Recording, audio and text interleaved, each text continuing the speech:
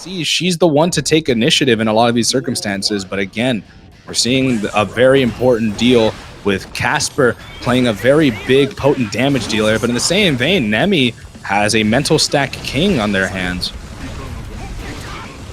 But already we're seeing that damage step follow up in the K. Casper just doing so much pressure, but Nemi, as we said before, found an opportunity, is now trying to make their way back out, and now having to force the burst after so many close slashes. She does get the fadeaway JS. Now a 50 meter on deck. She can play with so much, but Casper, disrespecting the Oki, is going to be able to steal the corner away.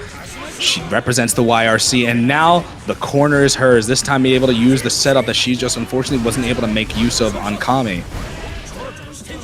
Nice throw there, trying to use that butterfly Oki once again, but watch out for that 2D because it can easily set up for a combo, exactly what Casper does in order to secure that first round. A little bit of a slip up in the decision-making process. However, Nemi is very vigilant. We see a lot of the reaction checks being made. Hops over the 2K, and now Nemi is playing the game single player style, gonna cash it in for that hard knockdown, dancing our way to victory as we are just trying to mitigate that round loss from previously. Already just jumping into the throw once again, the Nemi tried and true, going to be able to use just a butterfly there in order to secure that round. As already Casper, already getting countered off of that slash, has to figure out what to do next, able to stay a little alive, but again, the throw, the butterfly, the sweep to going to combo with the butterfly and keep you on the wall now. Now, I think we need to pay attention to like a couple of things. And one of the biggest things is just Casper, interestingly enough, is starting to slow down the gameplay a little bit. You have a character who is incentivized to take initiative at all times, but it's very big, it's very confidence-inducing. But Nemi just taking away a lot of the wind out of Casper's sails as we're getting these all-important throw checks, and Nemi, she's on the board.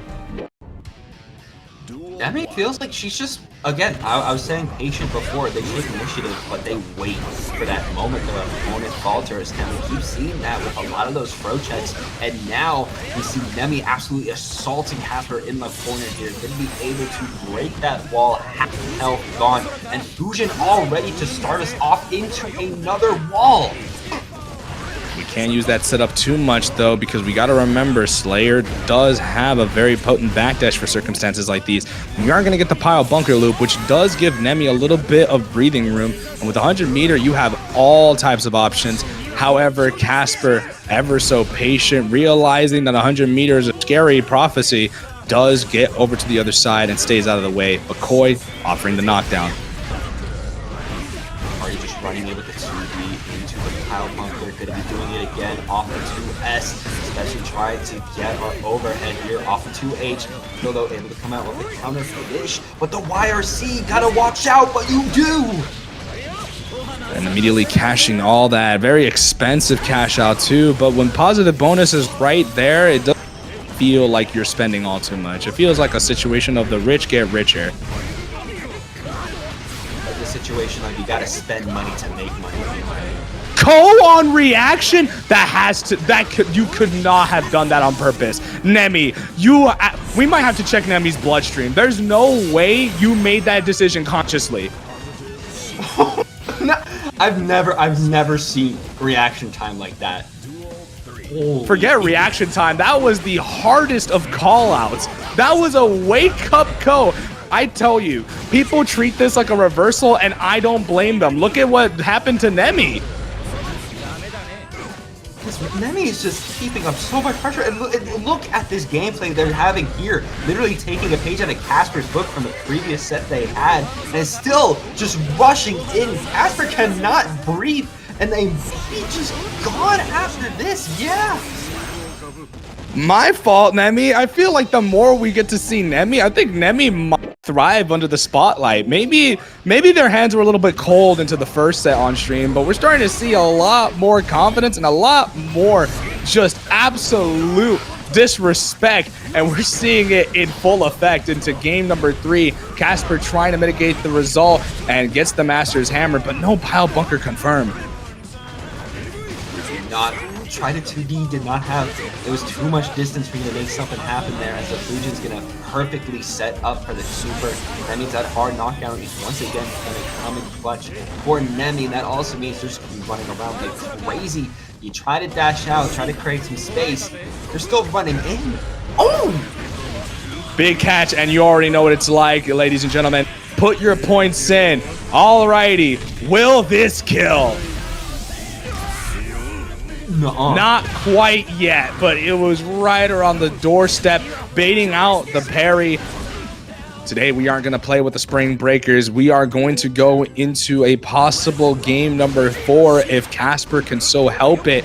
But Nemi, again, this isn't dissuaded her in the process at all. Nemi is still pushing forward like nothing ever happened. Absolutely, you know, they're finding that sweep, they're rushing in, trying to get the Fujin up. They're able to go from the west to the east side, able to use that Oki to continue their pressure, try to Fujin their way in again, as now Casper really doesn't have an option to get out. Since they didn't get out, they didn't get that round. Burst on the table for Casper. There is one lifeline, gonna utilize it. But Nemi, it was a bit of a resource trade. That burst not only giving them the distance for Casper, but Nemi also has a long way to go before that saving grace can come back. But it doesn't feel like it's ever necessary. Now with the expenditure of Wild Assault, both players on even ground. A lot of meter on the deck for Casper. Here it is. It's dead on time. Super Mappa Hunch. Hard knockdown is your best friend. No way! What? There's no way, bro. Nah. 30 frames of active parry time, and you have no burst to save you, Casper. You might be a dead man walking. Not just yet, but a sliver of life is all you have to your name.